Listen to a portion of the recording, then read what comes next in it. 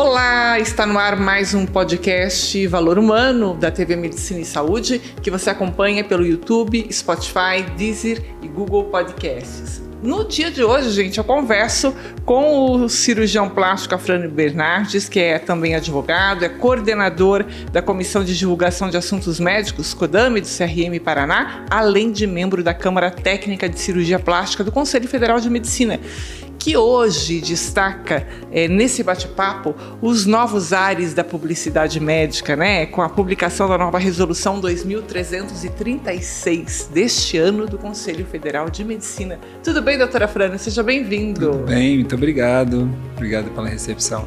Que bom. Doutora Afrânio, quais são, antes da gente entrar no mérito dessas mudanças, quais são exatamente as atribuições do CODAME dentro dos conselhos médicos e como isso impacta o trabalho dos profissionais da medicina no âmbito da comunicação? Você sabe que isso é tão importante que no próprio texto da resolução ele traz as especificações e traz as competências do CODAME.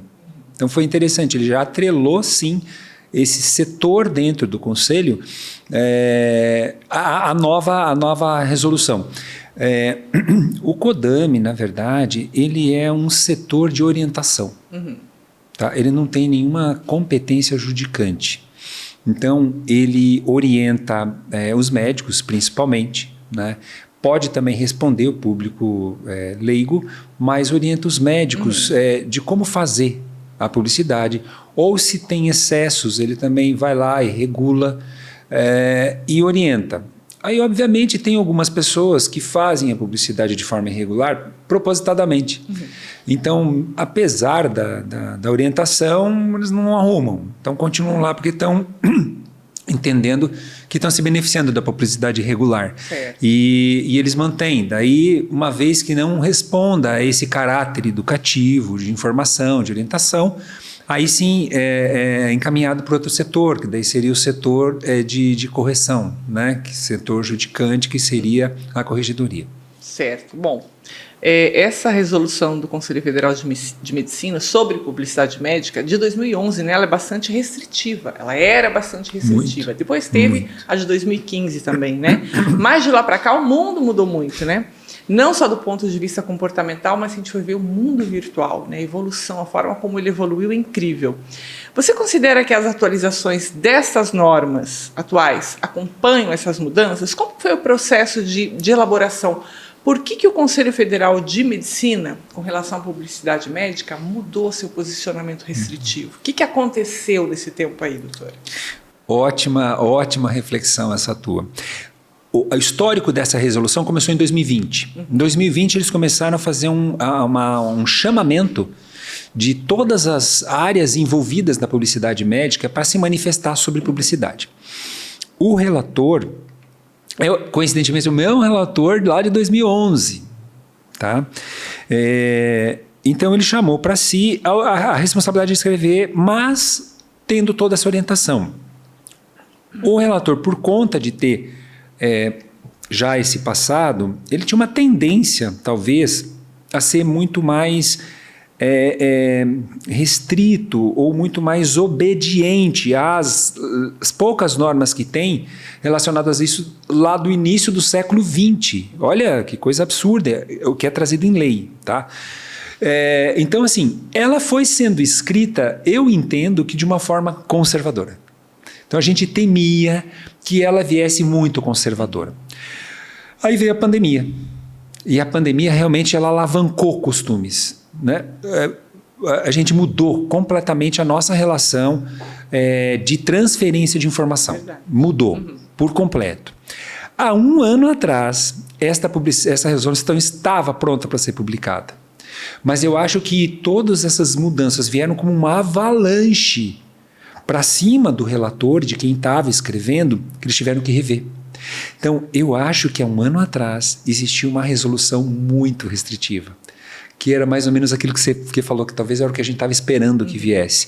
Mas nesse último ano, eles falaram, olha, não dá. A coisa vai ter que ser aberta mesmo. E ela vai ter que englobar muitas coisas que vão um pouquinho além da publicidade, porque vai muito relacionar também a comportamento. Tá? Ou seja, eu trazer ao público um comportamento, tá? Então, e ela veio, assim, foi uma surpresa, foi uma grande surpresa o quanto ela veio aberta, o quanto ela permite a forma do médico e das atividades médicas poderem se mostrar para o público. Ela veio realmente, eu acho que ela veio corajosa, tá? E aberta. Né? Então, e outra, que eu achei maravilhoso, ela favorece muito os médicos éticos, os médicos de boa fé, os médicos bem intencionados. Porque eles estavam completamente... Fizeram tudo certinho, tudo certo. Né? Tudo certo. Era como se tivesse ali num local uma restrição de velocidade no trânsito muito absurda. E aqueles que obedecem passavam ali devagarzinho. E a maioria ia passando aumentado. Entendeu? Então é como se tivesse tido um ajuste para que ela pudesse dar espaço para as pessoas que fazem tudo certo. Antes de eu fazer a próxima pergunta, eu quero só esclarecer para quem está ouvindo a gente, para quem está vendo a gente, assim, olha, você que está acostumado a ver nas redes sociais, principalmente Instagram, TikTok, enfim, muito conteúdo da área da saúde, principalmente da área médica, e vocês veem coisas, às vezes, assim, até um pouco chocantes, sensacionalistas, né? Talvez você não saiba que existe toda uma normativa que regula isso. Né? Nós estamos falando aqui da publicidade médica. Né? A gente começou a conversa e para muita gente, talvez, a palavra CODAME, Conselho Federal de Medicina, não faça muito sentido quando a gente fala em publicidade médica. Mas existe uma normativa que rege toda a publicidade médica. E até então ela era muito restritiva. E esse ano, então, né, houve essa grande mudança na legislação. O doutor Afrano é especialista no assunto, é coordenador, é conselheiro da CODAME, né, desse órgão, e está aqui para falar justamente sobre essas mudanças. Gente, que para o meio médico tem um impacto incrível. É sobre isso que a gente está falando. Ô, doutor Afrano, quais mudanças, assim... Quais principais mudanças o senhor destacaria, as mais expressivas, talvez, nessas mudanças das regras de 2023? Bom, agora o médico ele pode mostrar o trabalho dele. Ele pode mostrar o local de trabalho, ele pode mostrar os procedimentos que ele faz, ele pode mostrar resultados, desde que ele observe não identificar o paciente. Então, isso continua porque é uma premissa da atuação do médico, o exercício da profissão médica, guardar o sigilo. E isso veio a ser albergado pela Lei Geral de Proteção de Dados. Mas dentro da medicina, nós sempre tivemos essa pedra fundamental, que é guardar a identificação do paciente. Tá? Mas agora ele pode mostrar mais do seu dia a dia, pode mostrar mais as coisas que faz. Permitiu também que o médico possa fazer publicação, propaganda de atividade empresarial da área médica. Isso é muito bacana, desde que não seja uma área que tenha conflito com o exercício da especialidade dele. Então, eu não posso ter uma atividade empresarial e eu fazer publicação dessa atividade empresarial que tenha conflito com o meu exercício de medicina, porque aí extrapolaria o objetivo de eu oferecer para o paciente o melhor. Né? Então, o que eu ofereço para o paciente sendo o melhor não pode ser o que é melhor para mim, tem que ser melhor para o paciente. Tá?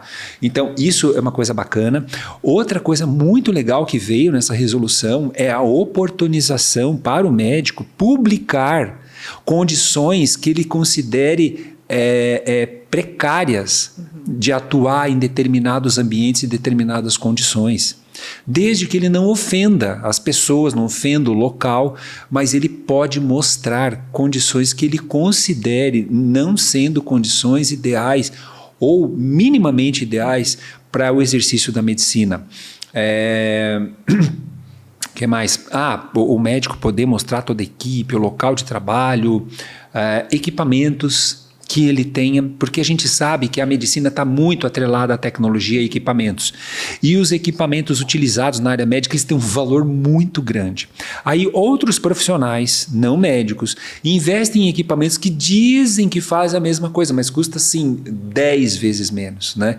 E o médico sempre faz um investimento nos equipamentos muito mais caros, né? De valor agregado muito maior. Ele não podia mostrar isso. Então, hoje ele pode mostrar isso. Tá? que mais?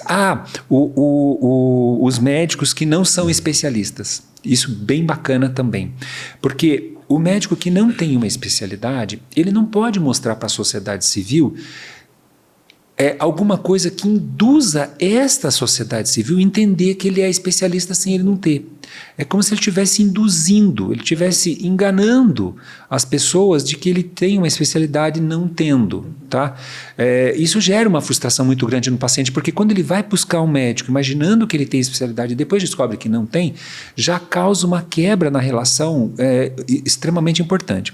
Agora, o médico que não tem especialidade, ele pode mostrar os cursos de pós-graduação, desde que ele registre esses cursos antes no CRM, pós-graduação de áreas que ele não é especialista, desde que ele coloque em caixa alta, depois que ele anunciou o curso de pós-graduação, como não especialista.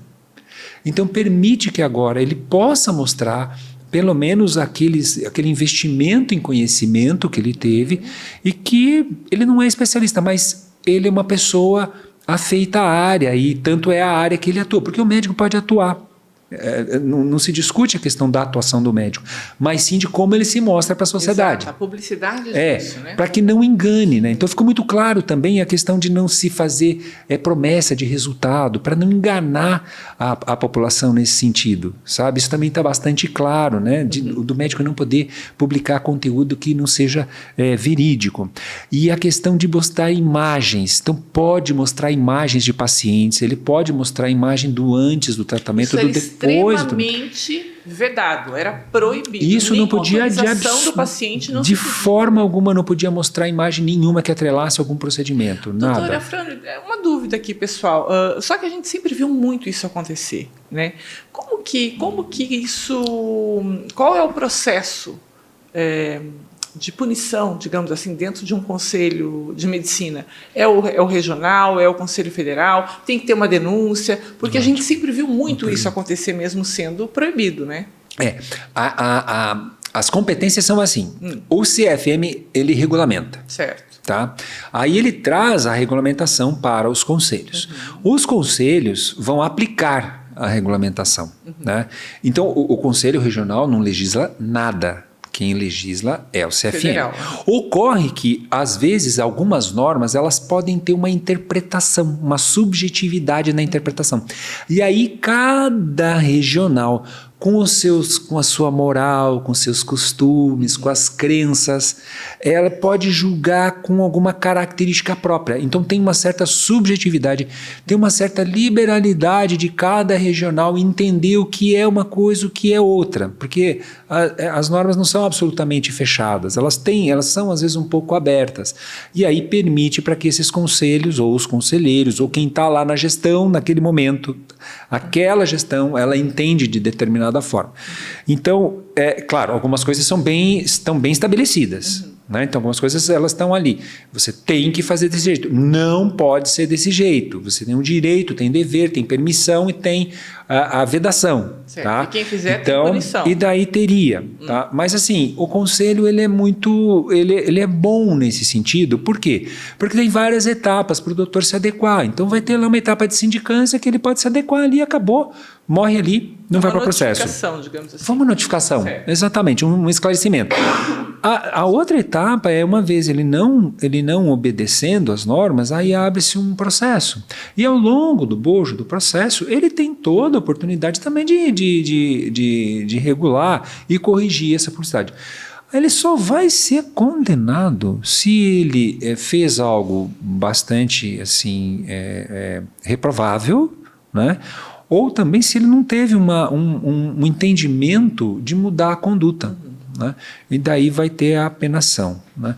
Mas tem todo esse processo, o próprio setor do CODAME, ele é muito educativo, é de orientação, então tem infinitas oportunidades. Mas a gente sabe, infelizmente, em todos os meios nós temos pessoas de boa fé, felizmente na área médica é o que predomina, e as pessoas de má fé. E essas pessoas de má fé, elas estabelecem uma relação com a sociedade que é uma relação que é de benefício próprio. Então, é como se fosse uma sedução, seduz as pessoas e elas não compreendem, não percebem que elas estão sendo atraídas de uma forma não ética. Agora, com a nova resolução, que permite muita coisa, assim, com alguns limites atrelados a fundamentos da ciência médica, tá? Mas permite muita coisa, eu acho que agora a sociedade civil ela vai poder comparar a publicidade, a exposição de um médico que não tem critério ético daquele que tem critério ético. Então eu acho que vai ser um grande aprendizado para toda a sociedade, para poder separar o bom do mal, entendeu? O joio do trigo.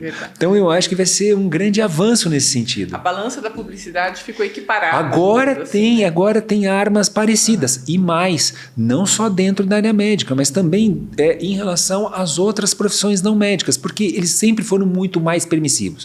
O que você falou é absolutamente verdade. As normas na medicina são muito restritivas em relação aos outros, obviamente, provavelmente pela grande responsabilidade que o médico tem. Né? Outros atuam na área da saúde, mas talvez não tenham o grau, o nível de responsabilidade que um médico tem. Então era muito restritivo. E agora não. Então eu acho que agora tem mais equiparação. Eu acho que tem mais isonomia, sabe? Para você poder mostrar o seu trabalho, o seu serviço. Perfeito. Doutora Frânio, algo bastante mencionado por profissionais da medicina, principalmente aqueles que atuam em procedimentos com resultados mais aparentes, é a possibilidade de realizar publicações comparativas, o famoso antes e depois. Né? Ele está permitido agora? Quais os cuidados recomendados pelo Conselho Federal nesse caso? Esse é o assunto que eu acho que mais fervilha. Antes e depois, né? Todo mundo, exatamente. Para ver se eu consigo, se a pessoa consegue encaixar a situação dela em alguma situação mais palpável. Isso. Tá? Esse foi realmente o grande avanço. Foi o grande avanço. Quando agora o médico pode mostrar os resultados dele através de imagens. Mas a gente sabe que na medicina, e na verdade em tudo, mas principalmente na medicina, a gente não tem só sucesso. E o que estava sendo corriqueiro é que as pessoas só mostravam coisas absolutamente perfeitas.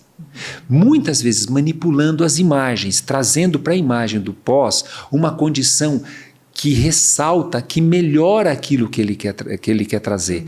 É absolutamente comum. E talvez o público leigo não tenha o senso crítico de imaginar que teve uma modificação, uma manipulação para poder ter um grande melhoramento no resultado. Isso ele veda, ele não permite. Tá? Então, quando o médico for mostrar algum resultado, ele tem que mostrar também resultados insatisfatórios, para mostrar para as pessoas que não é perfeito, que não é uma ciência exata. Tá? Mostrar os eventos adversos, falar das complicações, mostrar complicações para que as pessoas saibam que nem sempre eu posso utilizar uma técnica muito precisamente igual e semelhante, mas eu terei resultados diferentes, conforme for o paciente, a idade, o sexo, o biotipo, a raça e assim por diante. Eu posso ter resultados infinitamente diversos. E isso precisa também ser mostrado no bojo de quando eu for mostrar algum resultado. Porque senão a gente vive no mundo da fantasia. Onde todo mundo, tudo é maravilhoso. Mas deixa eu entender, é um fator condicional, é um condicionante, se eu posso mostrar o resultado antes e depois, se eu mostrar também os resultados insatisfatórios? Exato, exatamente. Veja, um médico, quando ele vai fazer uma aula num congresso, ele vai mostrar alguma coisa, ele vai mostrar a proposta dele, ele vai mostrar como é que ele faz, ele vai mostrar os resultados que ele tem, mas ele também vai mostrar os resultados que não deram certo. Ele vai mostrar também as complicações e ele vai mostrar também as limitações daquilo que ele está propondo.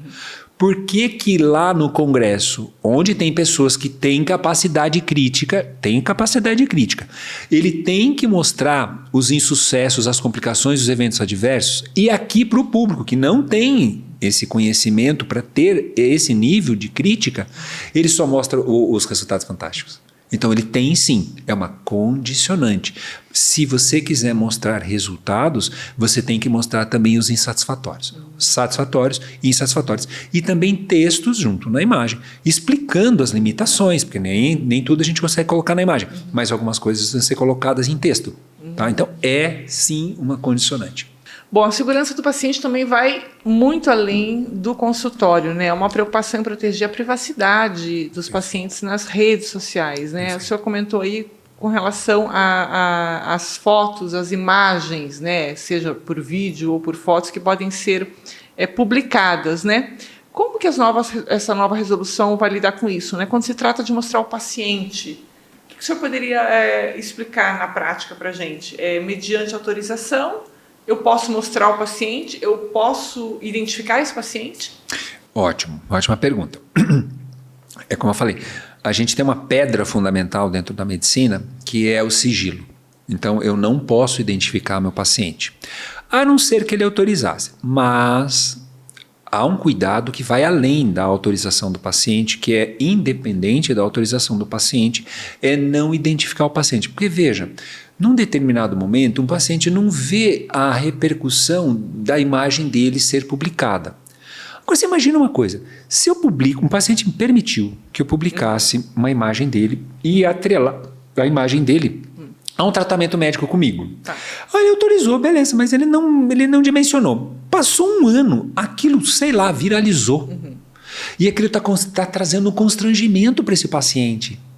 Entendeu? E ele não quer. E toda essa exposição que ele teve, por algum motivo, a gente sabe que às vezes a coisa viraliza do nada, a gente não entende muito bem. E tem essa capacidade, porque é ilimitado o alcance dos meios que a gente tem hoje. Né? Então, aquilo pode gerar uma exibição, uma exposição que talvez não seja o que ele queira. Então, a gente tem que ter, sim, esse cuidado. Não pode identificar o paciente ou tornar aquela imagem identificável de algum paciente. Então, dá para fazer, posso demonstrar algum procedimento no rosto, desde que eu tome cuidado de esconder elementos anatômicos que possam trazer a identificação daquele paciente. Tá? Então, não pode realmente identificar o paciente.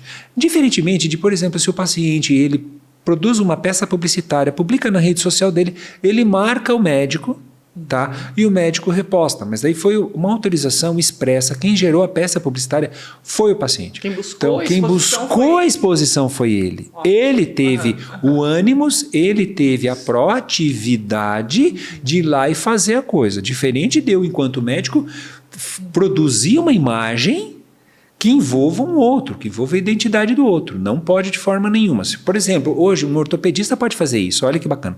Ele pega uma fratura, onde há um desvio numa perna, uma fratura, ele conta a história e ele mostra o resultado. Ele tem que esconder a identificação daquele paciente de qualquer forma. E mais, uma vez que ele mostrou o resultado, bacana, ele pode mostrar o resultado com uma semana, e aí, na condicionante de mostrar resultados, imagens, tem que mostrar evolução também. Porque nem sempre um resultado imediato, ele é um resultado que vai se manter ao longo do tempo. Pode ser que ele se modifique. Então esse doutor, ele também tem que mostrar como é que vai ser daqui a 1 ano, daqui a 2 anos. Se aquele resultado dele, que é um resultado sedutor agora, lá talvez não seja tão sedutor. E mostre o quê? Que tem outros fatores que vão além da atuação do doutor, que também vão influenciar no resultado. E assim a gente traz para a realidade. A gente precisa trazer mais para a realidade, sair do campo da fantasia. Porque hoje, como está, é tudo lindo e maravilhoso. Parece que a gente vive no mundo da fantasia da perfeição. Então essas pessoas, elas ganham uma exposição de serem os perfeitos. Né? Mas na medicina não é assim, a realidade é outra. Não é sucesso para sempre, para todos os casos. Ou mostrar um caso que ele tenha feito o mesmo tipo de tratamento e ali ele viu que não conseguiu um alinhamento como ele desejava. Houve uma insuficiência de resultado, um resultado insatisfatório. Mostrar isso também, para que todo mundo para que seja mais transparente. A gente precisa ser mais transparente na demonstração de como é a ciência médica. Perfeito. Eu estou aqui pensando, mas a norma diz que agora é permitido publicar imagens de paciente, né? Mas aí, ao mesmo tempo, diz, mas não pode identificar esse paciente. Né? Me desculpe, eu quero destrinchar isso daí, porque eu entendo que eu posso mostrar a foto do paciente. Mas aí eu tenho que restringir de alguma forma. Isso, exatamente. Tem que usar alguns recursos, né? Que você vai borrar o rosto do paciente. Mas isso já era feito antes, né? Então, mas é que isso não estava normatizado. Então, aqueles médicos que obedecem a norma, não, é que lá diz que não podia mostrar nada de paciente. Não podia mostrar imagem nenhuma. É que muitas pessoas mostravam, mas não podia. Tá? E nas outras profissões podia. Então, agora pode. Não podia mostrar imagem de paciente. Tá? Agora pode mostrar, então você vai usar recursos de que, ou uma tatuagem, apaga a tatuagem, borra o rosto do paciente, tá? É porque você traz mais veracidade quando você mostra a situação, ou mesmo o procedimento. Obviamente, desde que ele não seja sensacionalista, que ele não comprometa o pudor do paciente, né? Que uma criança possa ver aquela imagem, porque a gente não tem restrição de idade nas redes sociais, elas são abertas, uma criança pode ter acesso. Agora e cada uma tem uma regulação, elas mesmas têm uma autorregulação daquilo que seriam imagens sensíveis, né? Mas não filtra tudo. Então eu fico imaginando assim, o que uma criança, se fosse um filho meu de 3, 4 anos de idade, ali no auge da pureza, ele estiver vendo uma imagem que ele vai se chocar, sabe? Que aquilo agrida ele, né? Então, só que essas imagens estão abertas, inclusive para essa faixa etária. E é aí que a gente tem que tomar cuidado com isso, de evitar esse sensacionalismo. Doutor, o Conselho Federal sempre utiliza a palavra educação quando se fala em redes sociais, né? A gente ouve muito, né? De caráter educativo, né? Na prática, né? Como que a gente diferencia a publicação comercial dessa instrutiva, dessa educacional? É difícil, porque assim, se eu pegar os extremos, tudo bem. Eu estou lá vendendo algo, tudo bem. Isso aqui não é só informação. Está clara o meu interesse nessa atividade empresarial. Ou eu vou lá e dou uma entrevista para uma rede de televisão falar sobre um determinado assunto, onde eu só posso mostrar, por exemplo, o meu CRM e o meu RQE. Tá? Mas quando você vai aproximando do meio, aquela zona ali que mistura um pouquinho um e o outro, eu entendo o seguinte: uma informação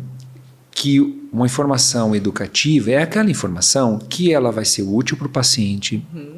Esse paciente necessariamente não atrela essa informação a que gerou a informação, mas é uma informação que gera um interesse no paciente.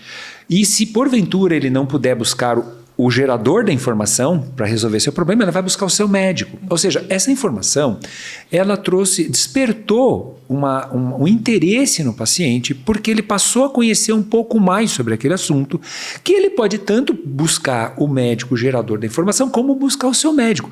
Todo mundo se beneficiou. Beneficiou a sociedade de ter uma informação séria, transparente. Tá, baseado em ciência.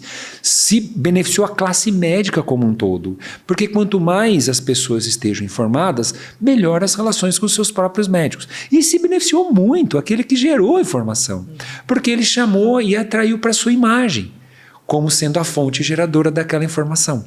Então, essa informação é a informação útil, essa informação é a informação educativa. Tá? Não é aquela informação assim que é sensacionalista, sabe? Que dá a impressão que só aquele médico que ele é a única autoridade naquele assunto, sabe? Uma coisa assim muito sedutora, sabe? Muito sensacionalista, que tem até uma coisa assim de concorrência desleal. A pessoa faz muita autopromoção de si mesmo, sabe? Ou eventualmente agrega ali algumas coisas que são inverídicas. Então, essa é a informação que a gente tem que evitar. Ela não tem esse caráter educativo. A coisa tem que ser mais leve, mais branda, mais geral, mais ampla para todo mundo, sabe? Que seja de acesso. É como se aquele médico estivesse sendo um tradutor de algo que é um conhecimento científico e ele traduz isso para o conhecimento do homem médio, a interpretação desse conhecimento científico que ele tinha. Por exemplo, vamos supor, eu lá na época da pandemia, uma coisa que gerou muita dúvida no começo era a diferença entre vírus e bactéria. Porque não era bactéria, era um vírus. Entendeu? Então, e quais são as consequências disso? Então, você já pensou de uma forma bastante lúdica, até uma criança se sentiria beneficiada com essa informação. Então, a gente tem infinitos assuntos que a gente pode trazer assim aberto para a sociedade de uma forma lúdica, de uma forma que as pessoas compreendam, e ela tem sim um grande caráter educativo. Tá? Então, existe sim essa forma, e ela é bem clara. E é isso que o Conselho tentou, que o CFM tentou delimitar. Obviamente, existe uma interpretação muito subjetiva disso, porque a pessoa que vai analisar, ela vai ter uma subjetividade. De ter, isso é educativo, ou isso é concorrência desleal, ou isso é sensacionalismo. Entendeu? Mas, por isso que eu falei que na zona que há uma interface, uma zona ali de fusão, é mais difícil, mas nos extremos a gente consegue. Só que agora, com essa ampliação da possibilidade de publicar, a gente vai começar cada vez mais a ver informações transparentes, informações corretas, para as próprias pessoas terem um senso crítico de separar aquela pessoa de boa fé da má fé, de um equilíbrio. Né? É verdade. Entende? Essa é a previsão, né? Bom, existem orientações específicas, doutora Frânio, sobre o uso de depoimentos de pacientes ou imagens de antes e depois? Porque tem isso também, né? A gente vê muito nas redes pacientes falando e médicos utilizando esses depoimentos em benefício do seu serviço. Essa colocação sua é excelente. Por quê? Porque quando eu vou buscar algo, eu recebi uma informação, de qualquer coisa, eu recebi uma informação. Quando eu quero mesmo efetivar a minha relação com isso que eu busco, eu vou ver a avaliação. Eu vou ver a experiência de outras pessoas. Claro, sempre haverá os extremos. Aquela pessoa que elogia, você fala, eu acho que esse elogio está demais. Essa pessoa aqui, eu acho que ela tem algum outro interesse, além de expor a experiência dela. E isso a gente traduz e traz para a medicina a mesma coisa. Porque se tiver pessoas que avaliam o atendimento do médico, mas estão reiteradamente tecendo elogios, ninguém fica tecendo elogios reiterados se não tem um outro interesse. Você foi para um restaurante, achou bacana, fez avaliação, elogiou, beleza. Você não fica fazendo isso toda semana. Tá? Então, esses elogios reiterados dentro dessas avaliações, eles vão ser investigados, eles devem ser descartados. Assim como aquela pessoa que vai lá e fala a pior coisa do mundo, inclusive com ofensa. Então, a gente tem que ter muito cuidado e entender que aquilo ali pode ser uma experiência muito única daquela pessoa e ela pode ter dado muito causa para que aquilo acontecesse. Então, retirando os extremos, tá? Essas avaliações, que muitas vezes elas são repostadas, porque você faz a avaliação, você faz o elogio, marca o médico e ele pode repostar. Entende? Obviamente, ele tem uma certa corresponsabilidade naquilo que sair dos tons sóbrios, né? De sair daquilo que a gente espera, da ciência médica, daquilo que a gente espera que eu gostaria de aplicar para um parente meu, né? Que uma criança minha visse, que a minha mãe tivesse contato. Então, evidentemente, saindo disso, isso está ali, está estimulado, está normatizado, está positivado, que pode ser. E afinal, é uma grande ferramenta para as pessoas decidirem ir buscar o profissional. É a avaliação de experiências de outras pessoas. Certo. TikTok. Vamos falar um pouquinho de TikTok. Eu sempre recebo vários links de pessoas assim, ou da área médica, enfim, ou que não são médicos, mas revoltados com alguns profissionais que fazem dancinha, enfim, tem uma conduta no vídeo que publicam que está muito diferente, difere muito daquela imagem que a gente acha que o médico tem que passar para as pessoas, né? Porque, querendo ou não, existe ali uma presença de ética muito forte, de equilíbrio, né? Eu acho que tem que passar isso para a sociedade. Tem limite isso daí? Como é que a nova resolução vai tratar isso, doutora Frânio? Bom, primeiro, pessoalmente, eu sou super fã do TikTok. Tá? Vamos saber. Então, veja, a gente, e eu acompanho o TikTok bem desde lá do começo. A gente viu que o TikTok ele foi muito utilizado para fazer as famosas dancinhas. E isso foi perdendo muito espaço e foi ganhando muito espaço de pessoas que queriam trazer alguma informação, alguma experiência, conteúdos relevantes nas mais diferentes áreas. Tá? Então a gente ainda tem essa exposição de pessoas fazendo dancinhas, mas eu acho que sabe o que acontece? Com esse mundo líquido, as coisas também vão se perdendo. Aquilo que ganha uma projeção absurda, gigante, logo depois ela já passou. Então, eu entendo que aquilo que motivou lá no começo não é mais o que motiva a busca pela informação no TikTok. As pessoas hoje buscam realmente informação. Por um outro lado, essa coisa muito sisuda, essa coisa muito séria, essa coisa muito travada da ciência médica, ela também não é agradável. Sabe? Então eu acho que a gente vai ter que agora, e é possível isso, inclusive a resolução, ela prevê até isso, olha que bacana. Ela prevê que o médico ele pode mostrar as ansiedades, os sentimentos, as coisas mais pessoais dele em relação àquilo que ele exercita, aquilo que ele executa. Seja aquilo que o faz feliz, aquilo que traz as preocupações. Então assim, com uma intenção de humanizar mais. Em relação ao entretenimento, porque a gente vê assim, lá no começo, o TikTok tinha uma forte vertente de entretenimento. Continua ainda, continua. Mas abriu muito espaço para a informação em si. Se eu puder utilizar a informação de uma forma um pouquinho mais descontraída, uma vez, há um bom tempo atrás, eu vi um obstetra fazendo alguma coisinha assim, uma dancinha. Ele era nordestino, então ele trazia um pouco daquela graça do povo nordestino, aquela descontração, tá? Falando de assuntos interessantes relacionados à obstetrícia, à ginecologia, se eu não me engano. Assim, se eu olhasse assim, sem fazer uma análise um pouquinho mais profunda, é uma dancinha que ele está fazendo. Não, mas era uma coisa bastante respeitosa, porque não tinha absolutamente nada de desrespeitoso. Ele também nem era assim, não era um modelo, né? Mas era uma pessoa bem normal, falando de alguma coisa, mas jogando alguns recursos, porque eles trazem recursos, e aí você utiliza a tua atividade ali para se adaptar a esses recursos. Eu acho que ele, claro, pode ter uma linha tênue entre você assim ridicularizar um pouco a medicina, e a gente vê que muito tem acontecido nesse sentido de banalização. Essa minha pergunta foi em relação a isso. E você sabe que tem um outro dado também, que a relação médico-paciente ainda é a relação que guarda o maior nível de confiabilidade. Mas quanto mais ridicularização dela, mais esse índice vai diminuindo.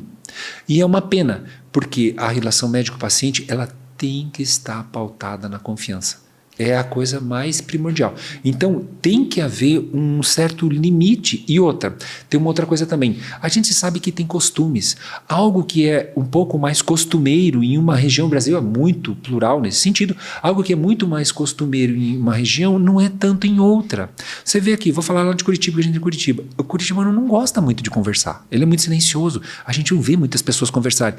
Mas se você vai lá no Rio de Janeiro, nossa, você ouve, as pessoas conversam, falam alto, aquilo lá é costumeiro para eles. Então, assim, tem isso também que eu acho que vão ser... Aí que os CRMs locais talvez influenciam um pouquinho. Mas realmente, eu acho que o médico ele tem que ter um comportamento que não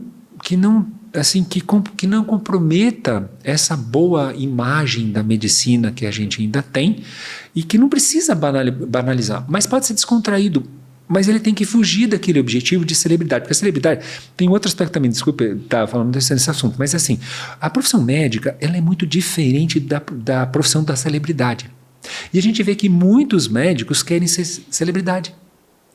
Então ela vai ser conflitante, porque a celebridade ela tem um grande poder de informação, um grande poder de formação de opinião, mas as relações com a celebridade é assim, a pessoa desejaria ser a celebridade, ela não é. Ela quer ser. Como ela não consegue ser, ela segue tudo. Ela segue a vida inteira da celebridade. Ela quer saber tudo da vida cotidiana e pessoal da celebridade. Não é isso que deve ser pautada a relação médico-paciente. É uma relação muito mais profissional. Eu quero saber o que esse médico, essa pessoa, profissionalmente pode me oferecer. Tá? Então não tem essa coisa passional. Tanto é que nas celebridades, e o que mais afeta a celebridade, são os haters. Os haters, na verdade, são verdadeiros adoradores daquela celebridade. Não consegue chamar a atenção falando bem, fala mal. Porque ela despende do tempo dela para seguir a celebridade. Se a celebridade não fosse importante para ela, ela não seguiria.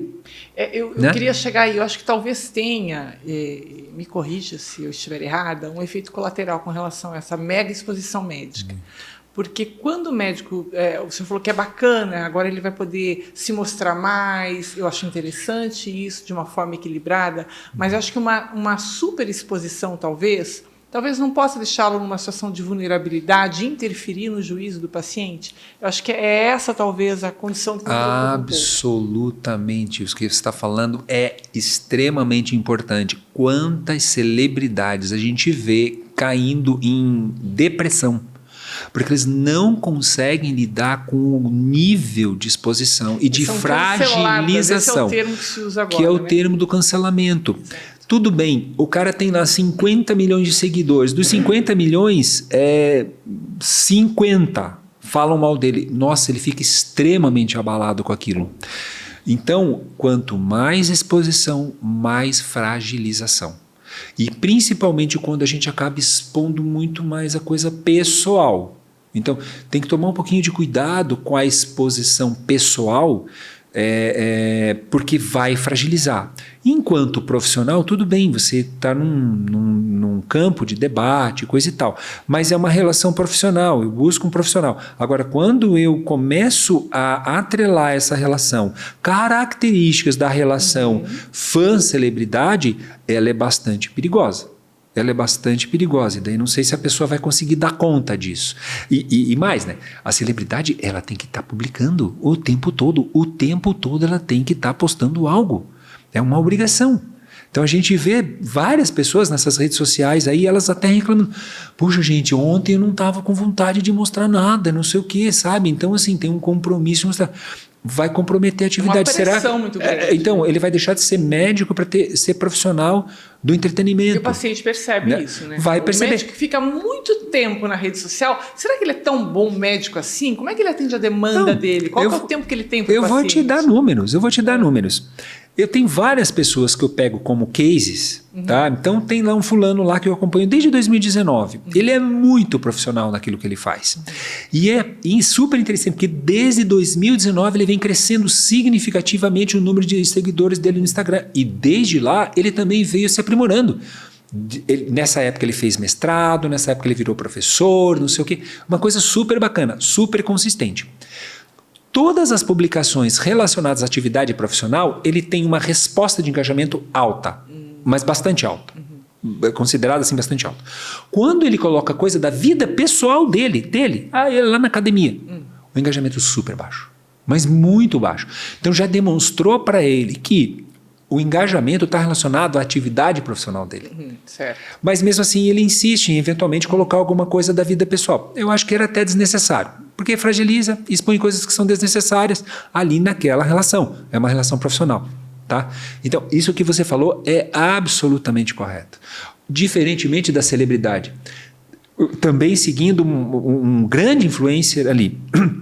Quando ele teve uma passagem da vida pessoal dele, que o filhinho foi abortado, então aparecia o dedinho, o micro dedinho. Nossa, aquilo gerou assim uma comoção de engajamento absurda. Quando ele mostra lá uma propaganda, porque ele está fazendo uma publi infinitamente menor. Claro, é suficientemente enorme para que ele ganhe dinheiro, mas não tem o mesmo engajamento, o mesmo efeito do que quando ele mostra coisa pessoal, porque a celebridade, as pessoas querem saber da vida pessoal dela. Certo.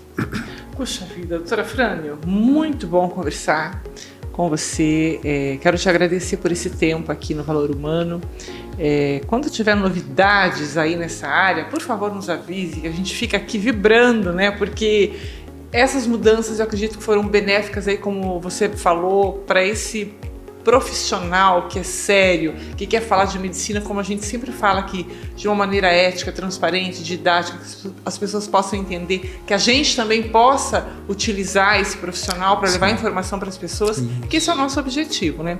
Quero te agradecer mais uma vez, desejar um ótimo retorno a Curitiba e quando tiver vontade, vem aqui que a gente vai ter o maior prazer de te receber. Que bom, nossa, foi muito bacana aqui a gente poder aproveitar e falar um pouquinho dessa situação extremamente importante. Eu acho que a gente está mudando, quebrando paradigmas, eu acho que a gente está oportunizando, essa resolução ela vem oportunizar o profissional de boa fé, o profissional ético, o profissional bem intencionado. Perfeito. Muito bom isso. Obrigada. Obrigado a você.